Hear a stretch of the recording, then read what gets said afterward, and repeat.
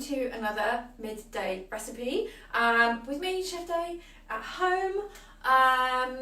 Now, today is a really lovely recipe that I'm going to show you guys how to make. So as we make recipes together, or as you see me making this recipe, you can ask me questions as we go along. You can then save the video and then you can watch it as you cook, and that means that you guys can stop it and start it. You can make me rewind and go back to things that you may have missed. So that's the best way to work with these recipe videos that we're doing. So I'm going to get our page up on here so that I can actually see your questions today. So please do ask me as many questions as you want to ask me. I will do my best to keep up. I will be reading them from here, and you know, I can see like a few at a time, but sometimes it gets a bit busy. So if I miss any, then you know, and it's a burning question, you need to ask it right now, then please do just put it into the comments again, and hopefully I'll see it. We do have Jeff doing our admin for us today, so he can also highlight those questions that I may have missed. Okay, there I am. I am there, and I can see that Talisa, so that is Talisa and her little boy are watching today, and Karen is also joining us again.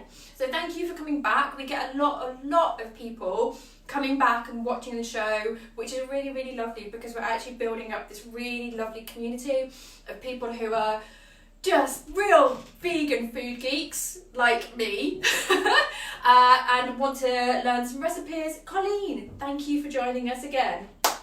Yeah, so people are coming back, people are making recipes, people are sharing photos of their dishes that they've made from our recipes on our community hub. So that is our Facebook group.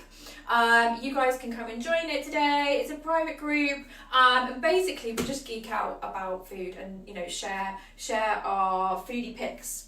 Usually when they're half eaten, but that's fun. That's absolutely fine. Tanya, good morning. Sarah, thank you for joining us. Patricia and Orla and Edward, thank you for joining me. Katie and Tanya has joined us as well.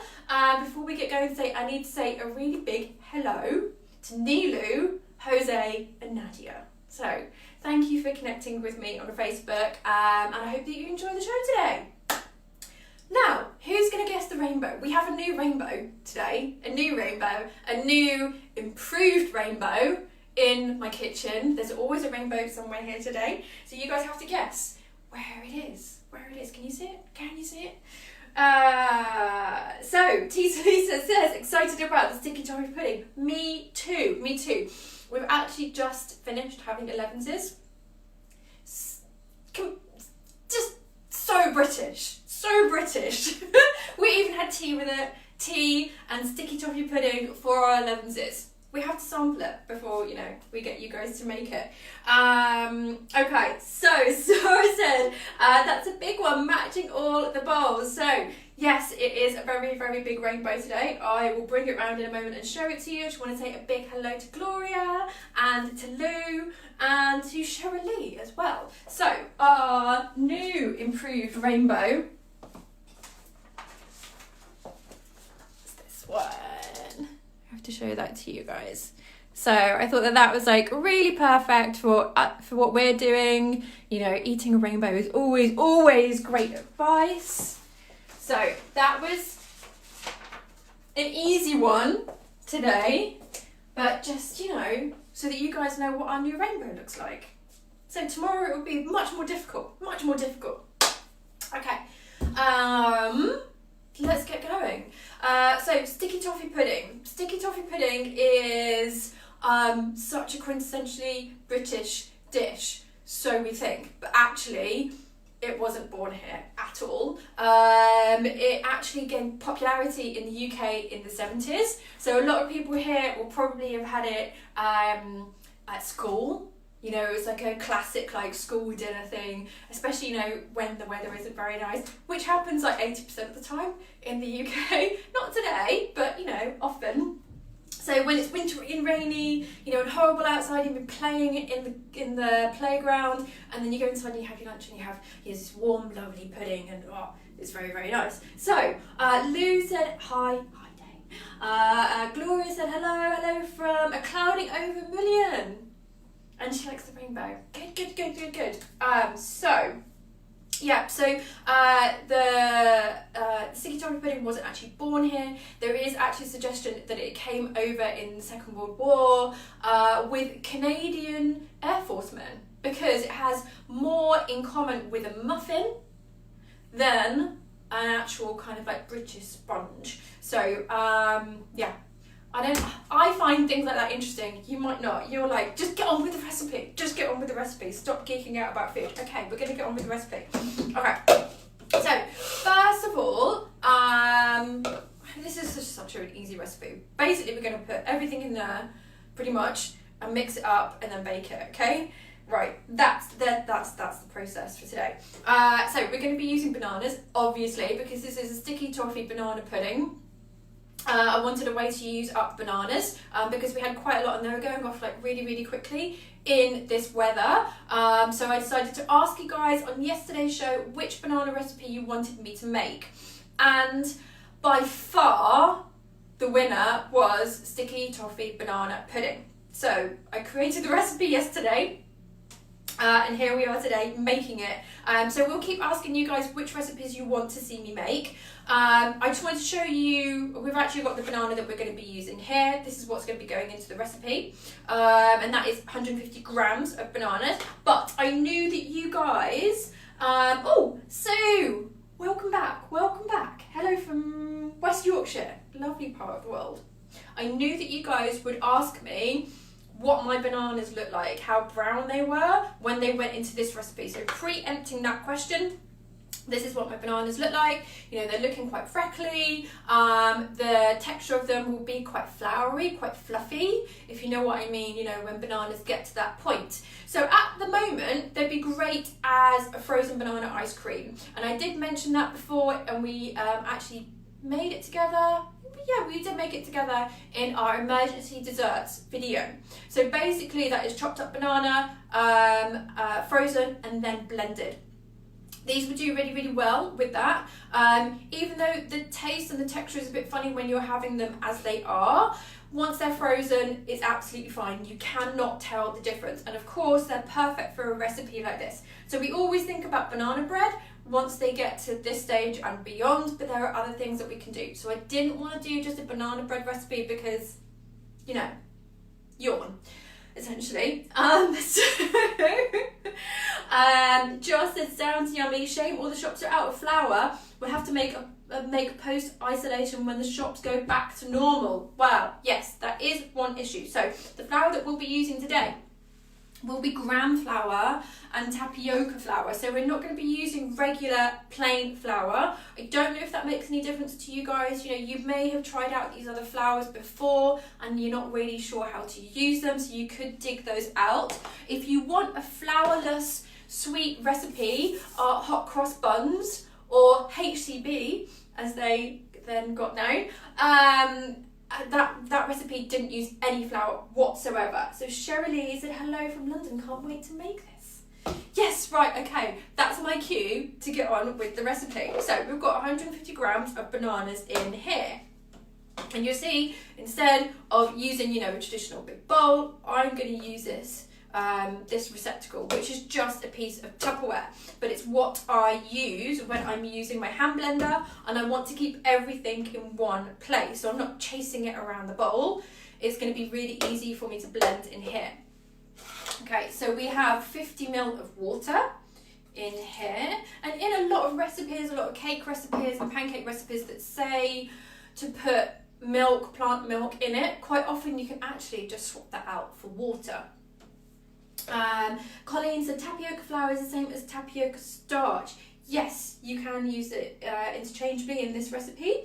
Nadia said, hi, I couldn't open the live. Which live, babe? Which live? If you let us know which one, then Jeff might be able to find a link for that to you. No. Jeff might be able to find a link to that for you. right way around. And then he can reply to your comment with that link. So let's see if we can get that to happen. Now we're going to be adding dates. Okay, so a little bit more of sticky toffee pudding trivia and history. Traditionally, the sticky toffee pudding that we had in this country in the 70s didn't use dates, but then in New Zealand and Australia they started using dates, and it was actually called a sticky date pudding.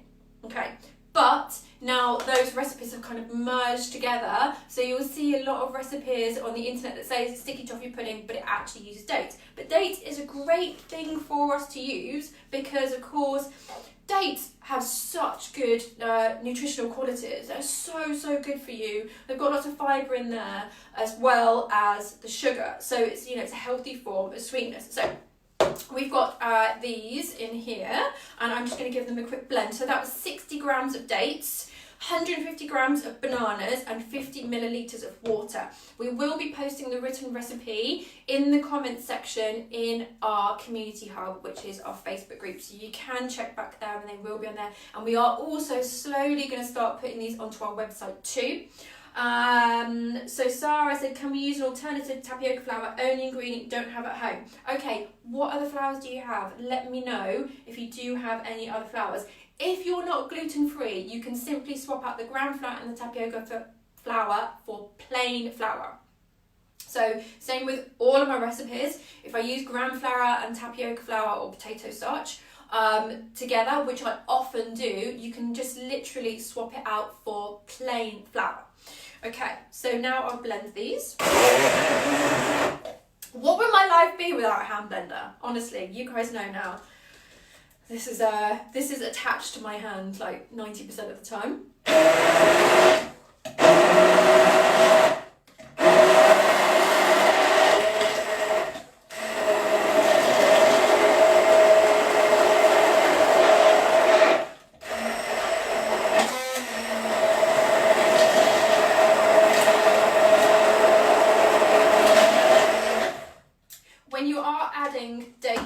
Anything like this, do be extra careful that you have taken the stones out, because date stones are, oh my gosh, they're like harder than diamonds. Okay, that might be a little bit of hyperbole there, but they are really hard. If anyone's ever had one stuck in their dishwasher, oh wow, yeah, it can really cause problems, and you don't want your blender blade to get stuck on a date stone. So just be careful of that. And whenever I do use dates, I always open them first, even if they're pitted. And the reason why is because they can get a black mold on the inside. And you don't want to put that into there and not realise it's there until you stop blending it and all of it goes black, which is pretty disgusting. So whenever you're eating dates, I always tear them open first, even if they're pitted. Okay, so Sarah says, I have plain wheat, whole buckwheat, coconut flour, chickpea flour, and mixed gluten-free plain flour. Okay, so the mixed gluten-free plain flour, that's usually quite powdery and light, which will be quite similar to our tapioca flour, so you could use that, and the coconut flour as well. Sue, there you go, Sue's already on it. Yeah, the coconut flour also quite light and powdery, so that could be a substitution for the tapioca flour. Gloria said, wait till you see the armoury of Kitchenalia I have. You might well end up with chunks of it. Kitchenalia, I love a bit of Kitchenalia. Nadia said, can I put less sugar so your son can eat it? Yes, absolutely. Because next we're going to be putting some more sugar in it.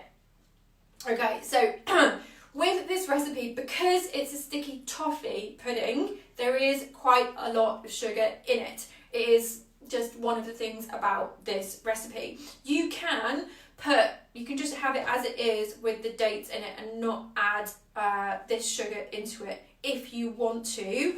It isn't going to be as toffee-like, basically. So this is molasses sugar that I happen to have in my cupboard. You can use any type of dark sugar, so that could be like a muscovado sugar, that would be lovely, or a coconut sugar, but something that's like dark and it has those caramelly tones, because that is what is going to make this that kind of dark sponge that you see.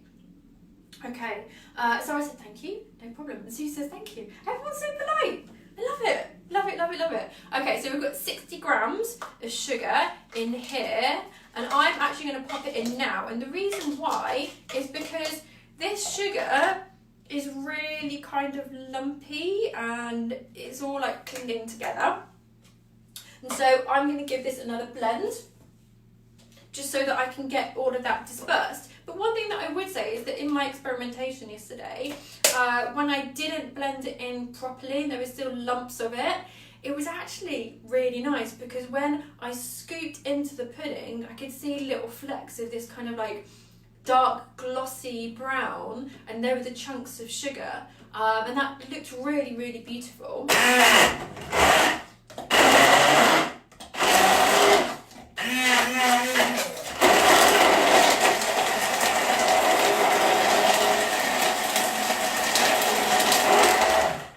Right, there we go. Okay. So that's all nicely blended. And now we can just add our flowers, if you guys can see that there. Okay, so Ariel said I had to mute to make a call. Damn, did they not know? Did they not know? Come on, people. Midday is our time, right? Ariel said, which flour did I say would work? I have the same problem in terms of types of flour in the house. Okay, so Ariel, if you can do the same, and if you can let us know what flours you have, and then we might be able to advise. Johanna said, can you use spelt or gram flour? So we are actually going to use gram flour. These are the two flours that we'll be using today, and yes, you can use spelt, definitely. Definitely. You just have to make sure that the flour that you're using isn't too heavy. So I know buckwheat was mentioned before. Buckwheat is very, very heavy, and some spelt flours can be quite heavy as well. So you just have to remember that with this pudding, we want it to rise. You know, we want it to have some air to it. You know, because we want that spongy texture really, rather than it being too dense. So whenever I'm working out what flour I want to be in something, because, you know, I don't use plain flour, I don't even use gluten-free plain flour mixes, okay? So I always use these kind of what I would call solo flours. So, you know, gram flour and tapioca flour, it's just the one thing. It's not a mix at all. I don't use mixes. The reason why is because, you know, sometimes with a sponge you want it to be lighter, sometimes you want it to be denser, and I want to work that out. I'm that pedantic when it comes to vegan cooking, but that's why you're here, that's why you love me. Okay, so Ariel says she has coconut, plain dark gluten-free flour and gram flour. Okay, yeah, so the same issue actually that we had before, someone had coconut flour and plain gluten-free flour. Coconut or plain gluten-free flour could be used as a sub for the tapioca flour. You can also use potato starch for this as well, but yeah, those ones are going to be just as light as this, so you should be okay if you sub it out with the tapioca flour, and then yeah, we're using gram flour anyway. Gloria said it's self-raising, not lighter than plain flour. To be honest, I actually thought that it was the same. It's just that self-raising flour has baking powder added to it, but to be honest, you know, because I don't use these products, you know, because they're gluten containing, I'm not, you know, too au fait with them. I'm much more knowledgeable about flours like this. So thank you for joining me. Thank you for joining me. So we have our wet mix here, and now we can just add our dry mix. So I'll add the gram flour first. So we've got 60 grams of gram flour here. We can just go into our beaker. And I will mix this first. Oh, I said you are the best, thank you so much. No problem, that's what we're here for. So I'm mixing this one in first. I'm being quite heavy-handed with it. I'm pushing it to the side. I'm pushing the batter to the side with the back of the spoon, which will help get any of those lumps out. And now our tapioca flour. As I say, you can use potato starch in replacement of this. A light gluten-free flour, which most of the plain ones are, very light and powdery. You can use that as a substitute for this as well. There we go, and just mix that one in. Be careful when you do this with the light powdery ones, because you know, you do it right underneath yourself and you get, yeah, you get a good layer of foundation for the day. Okay, right, there we go. We have that all mixed in. And now we just need our raising agent. So the raising agents that we will use is baking powder and bicarbonate of soda. So just half a teaspoon of each. And you only want to add your raising agents when you are just about ready for these to go into the oven, because the raising agents will start activating, they'll start doing their thing, and if you wait, then the result will be different. And also, you know, this is a dessert that is meant to be eaten warm. So really you want to bake it about half an hour before you want to eat it, because when it's warm, it's the best. It's the best. This is lunch today, by the way. Don't judge me. Don't judge me. No. Because I know you all had like Easter eggs for lunch on Sunday. So I'm going to add to this 1 teaspoon of ground ginger. You guys should know me by now. I love spices, and I will put them into anything that I can. So I'm putting a generous amount of spice in this today. You don't have to. You can either reduce the amount or omit it completely, or put something else in, like a cinnamon would be lovely as well. I absolutely love ginger, and also ginger goes really well with a banana, goes really well with a date. It's something that we really like in this house a lot. So it's gone into the mix. Okay, so basically that is our batter. This is enough for 4. I will get my tin. So this is the tin that we're using.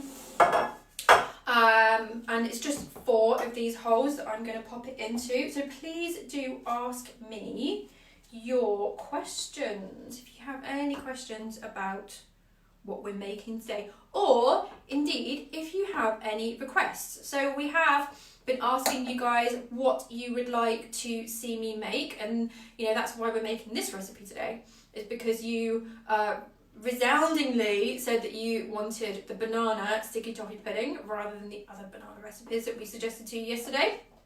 So, you know, do let us know. We will keep putting up polls and asking you guys, you know, from you know, a few different options what you want us to make, but there might be something on there that you really want us to make and we keep not mentioning it and giving you the option.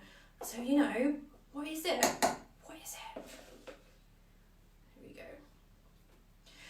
go. These puddings are quite generous. They are quite generous. I really feel that with a dessert like this, they should be hearty and generous. Yesterday for our online course, I was filming one of the desserts that we make, which is a panna cotta. And for that, you know, it needs to be delicate and elegant and refined. And so basically what that means is there isn't much on the plate. You know, it's rich and flavoursome, but it isn't hearty. It's the opposite. But with a dessert like this is meant to be hearty. It isn't meant to be delicate.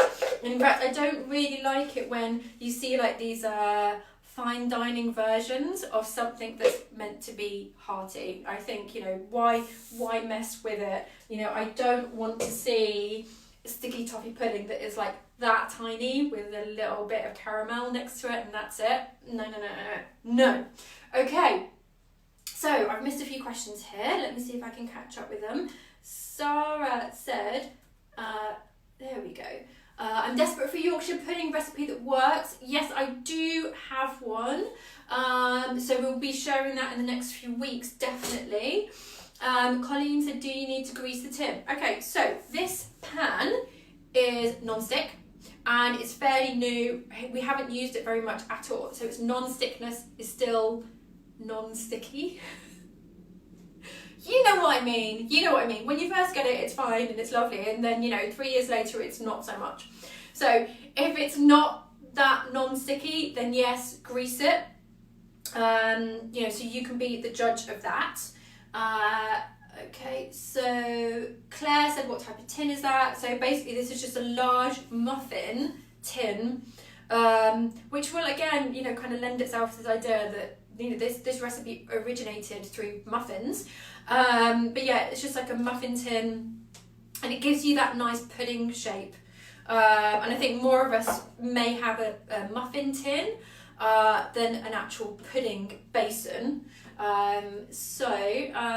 Sarah said, can we use a single baking pan? If you mean just like a loaf tin, so you're actually cooking it all in one, then yes, absolutely. The benefit of this is that, you know, you will get that pudding shape, but it will still taste just as nice. Linda said profiteroles. Okay, so I may actually have to ask one of the other ladies that does the shows with me, if they can do profiteroles, because I have been trying to make a gluten-free choux pastry forever, and it is hard. It is really, really hard. It's like my Everest. So I may just pass it on to one of the other ladies and they can do one that actually has gluten in it. So Linda, is it okay if it has gluten in it? Please let me know. Chris said a cheesecake recipe would be lovely. Yes, definitely. Why didn't I think of that? Let's definitely do a cheesecake. Gloria says that she agrees. Okay, now cheesecake. Do you want like a fridge cheesecake, like you know, like a chilled free cheesecake, or a baked one? So let me know that question, the answer to that question. Sarah said a good bread recipe with seeds. Yes, we can definitely do that. Paul said, if anyone was to phone me during the noon cooking demonstration, I would say I'm watching the Vegan Chef School demonstration that gives some structure to my days during this lockdown. So please call back later. Good answer. Deborah said, can we use any tin, i.e. a loaf tin? Yes, you can. And I did use, when I was experimenting with this, I did use a loaf tin. Absolutely fine. Angel said, would we need to change the cooking time if we used one tin? Not that much. So the cooking time for this is half an hour, 30 minutes, 180 degrees Celsius, 350 degrees Fahrenheit, gas mark 4. So these will go in for about half an hour. If I was doing a loaf, then I would say I would check it around the half hour mark, and it might need like an extra 10 minutes, bringing it up to 40 minutes. But as with any cake recipe, you can test its doneness primarily by touching it and seeing if it springs back. So, you know, if you see that, then that's a really good sign. Because it's quite a wet dough, if you try and put a toothpick into it and it comes out, it still might be a little bit, you know, have stuff on it. But you'll be able to see it won't be completely batter, but it will still be a wet, because this is a wet and moist cake. So Patricia said tiramisu. Yes. T, can we have a vegan burger recipe with gooey cheese for our naughty days? So I did make the burger recipe the other day, which some people have been making and sharing their pictures on our Community Hub page. So we have done the burger recipe, but if you want a gooey cheese to go with it, then we can definitely do that. So I will just go and fake put these in the oven. And here's one I made earlier. So let me bring this up to you guys so that you can see it a bit closer. Oh, there we go. So, you know, it's a nice shape. It's a nice shape, you know, and it looks like a pudding shape, which is exactly what we want. So next we will do the caramel sauce to go with it. Linda said gluten-free would be ideal, but after my many disasters with gram flour, I'd take anything. Okay, for you, I will continue with my choux pastry disasters. And, you know, I'll carry on trying. I will carry on trying. It took me about 20 goes to make a gluten-free vegan Yorkshire pudding. So, you know, I've just got like another 10 more goes and then we should be there. So Talisa said she missed the burgers. but she'll catch up. Yeah, she'll catch up with the burgers. Okay, good, good, good. They are there. And as I said, all of the recipes, all of the lives that we do are kept on our page, but they're also kept on our community hub. And on the community hub, which is our Facebook group, we've also added the written recipe, because we know that some of you guys, you like to have the written recipe as well as seeing me do my thing. So onto our, where is it? There we go. Onto our caramel. So this is the sauce that we're going to put on top. Really, really, really, really easy. So in here I have 50 grams of coconut sugar. You need to use some sort of dark sugar like this to get more of those caramel notes. So, you know, like a light muscovada, dark muscovada, anything like that, you know, a dark brown, you know, that soft dark brown sugar that crumbles apart, that would be lovely for this. So 50 grams of sugar in here and 50 milliliters of water in there. So that's a really, really simple thing for you guys to remember.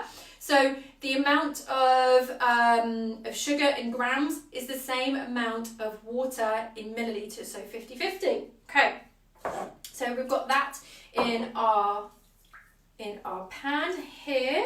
So pause a good camera view of the pudding. Yes, we're trying to do some more close-ups for you guys, because this view I think works very, very well, but you need to see some things in close-up. So I'm just going to pop this on the hob and let it bubble away. So I'm going to put it on quite high here, and I'm going to keep an eye on it. I'm not going to get distracted with gabbing at you guys. I would never do a thing like that. I wouldn't. So if you see any burning from behind and the smoke alarm goes off, just let me know, okay? Just type in your comment and then I'll figure it out. Okay, so when we're making caramel, which is essentially what we're doing right now, you know, we're mixing water and sugar, we're putting it on a high heat, we're making that sugar melt, and then we're making the water start evaporating. And so, you know, we want the sugar to melt, and then, you know, it will thicken. But the thing is, like, it will keep on thickening. My first job as a professional chef was working as a pastry or patisserie chef. And one of my jobs quite often throughout the day was to make caramel, and the amount of times I burnt it. So basically what will happen is when you put the heat on, it will look like it's doing nothing for ages. And so, you know, it will lull you into a false sense of security. You'll think that everything's fine, you'll go away and you'll start doing something on your phone or whatever. You'll, you know, have a cuddle with your cat, and then it will go really, really quickly. You know, it will start bubbling away, and before you know it will burn. So you have to be really, really, really careful with that. We don't want anyone's alarms going off, please. Okay, so I'm just gonna keep an eye on it. And so one of the other things with caramel is that it can be a bit tricky to make. Although it seems, you know, quite simple, just sugar and water and you boil it down. But the thing is, like, how do you know how long to boil it for? How do you know how thick it's going to be? Because when a caramel is warm, it's going to be much more liquidy than when it's cool. So it will continue to cool down, and as you know, once you've taken it off the hob, it will continue to cool down and it will thicken. So a lot of this is just kind of like trial and error. It's, you know, it's doing it basically. That's the only really way you get to know, is by doing it yourself. So, but if you make your caramel and you cook it for too long, then just add a bit of hot water, and then it will bring it back down again. So let me just have a look and see how this is doing. So I'm getting a lot of bubbles on the surface, but it's not quite yet getting up to the temperature that I want it to be at. So one other way that you can test your caramel is by using a spoon. So you can pop your spoon into here and just see how much does it coat the back of a spoon. That can be one way to tell. So we want it thicker than this. We want it to give it a good covering, and then we know that that caramel will get quite thick. Okay, so any more questions? Danielle has joined us. So Danielle is actually an amazing patisserie chef. So we can ask her some questions as well. I think that she's doing some live recipes somewhere. So Danielle, if you'd be able to put a link into the comments for where you're doing your live recipes, that would be amazing, amazing, amazing, amazing. Okay, so let me just check on my caramel, and I get to know what it smells like as well, which, you know, it probably helps because I am using a dark sugar. It has more of a smell, it has more of a kind of like flavour and therefore smell profile. Paul said, the rainbow, looking now while listening, could it be the most artistic looking rainbow I've ever seen on this Daily Noon broadcast? Yes, yes, we have a new rainbow in the house. Okay, so I can see now, I know it's really difficult for you guys to see, but I'll see if I can take some photos of this later and share them in the group. I can see that there are a lot of bubbles and not much liquid. You know, and I really want that liquid to reduce as much as possible without burning it. That's always like the aim of the game, is to not burn things, really. But guys, you know, if you're not burning stuff, then you're winning. Alright, I think that this is nearly done. There we go. So we can now pop this into a bowl to cool down. And as it cools, as I said, you know, it will thicken. And the more you make caramel, the more you will get used to knowing when it's done. So, you know, I can see just by swishing it around the bowl how much it's covering those sides, and that gives me an indication of how thick it is. But this is too warm for us to use at the moment. So I've actually got here's one I made earlier with this caramel. So this is exactly the same as that, but this is cooled down. So I made this maybe like about an hour ago, something like that. I'm going to bring it round so that I can show you guys. There we go, and you can see my cute little jug.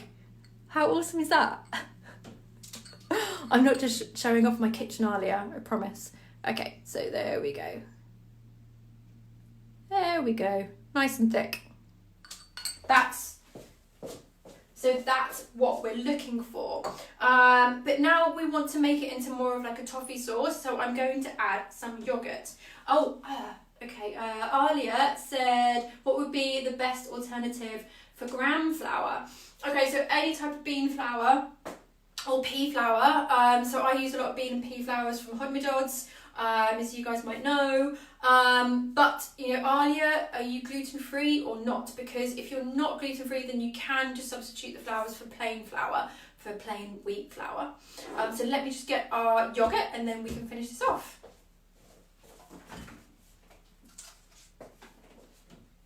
Okay, so the guidelines for this bit of the recipe are fairly fluid, and the reason why is that dairy-free yogurt, it can differ between the brands. So quite often I would use the Alpro one soya without any sugar in it, and also this one Nush, because at the moment I actually wasn't able to get the soya one, completely ran out of it. I don't know why everyone's like buying up soya yogurt at the moment, but they are. So I use this cashew one instead, which is very, very nice. But you know, you guys have to be the judge of how much of the syrup with the yogurt that you want. And also, I'm going to add to this a little bit of salt, making this a salted dolce de leche. You guys don't have to. To my mind, it makes this dessert more of an adult's dessert, which I really, really like. But, you know, if you're serving this to kids, then chances are they probably aren't going to like that. But, you know, kids prove me wrong all the time. I mean, my nephew, he, as a kid, like, he used to love olives. Like, he loves olives as a kid, but he did absolutely love them. So I'm going to pop in some of the syrup into here, making a mess as usual.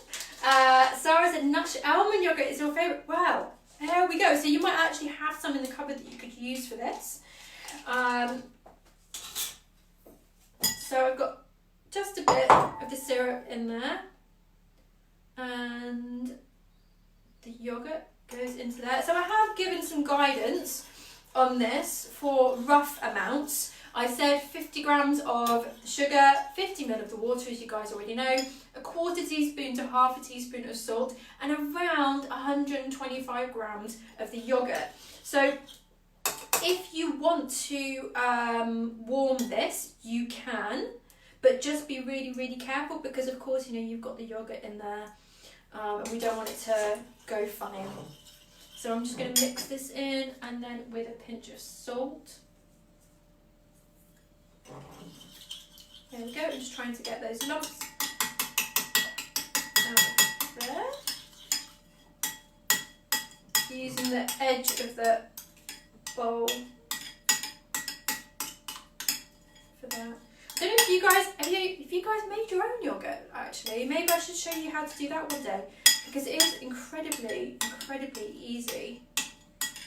If you have a yogurt maker, do you need a yogurt maker or you need somewhere warm to put it? But it has to be you know, a warm place that's going to be at the same temperature. It's going to be consistently at that temperature throughout. But we could definitely make yogurt together one day. That would be great. Jojo, thank you for joining us.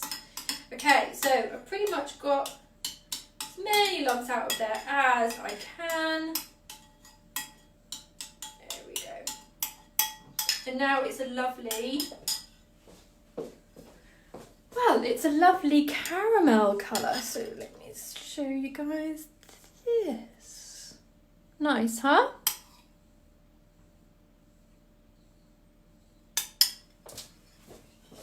I think, did Alia say, yes, I make almond yogurt. I just use oven with light on overnight. Okay, so just the oven light, and do you shut the door? I think that you probably do. Linda said I use water, kefir and oat milk to make yogurt. Oh, that's a good idea. That's a good idea. I've got some water kefir on the go. And Jojo says she's a bit late to the party. That's okay, but you still came. You still came. Okay, so now it's at this stage. I just want to taste it, and you can always adjust it. You can always add more of the syrup if you want it to be sweet. You can add more of the yogurt if you wanted to have that sourness and that creaminess. You can add more of the salt if you want it to be more salty. Okay, and as I said, if you guys want to warm it up, then you absolutely can. And when you're putting this onto your pudding, just put it onto the top. Just put it onto the top and let it do its own dribbliness. There we go. Oh, wow. That looks good. I'm going to have to bring this up to you guys.